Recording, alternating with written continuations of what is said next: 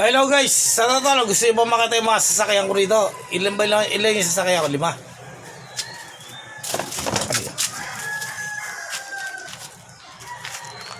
May nakita ba kayo? Isang Porsche, isang Pajero, isang... Hindi ko mabasa eh. Parang imported eh. Diba? Oh, kaya puro invisible. O, diba?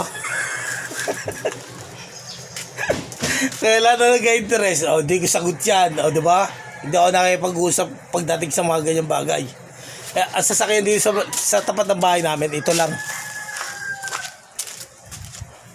Oh, yan lang ang sasakyan na available sa lugar namin. At saka, diba? Tsaka yung, na yan, e-trike. O, diba?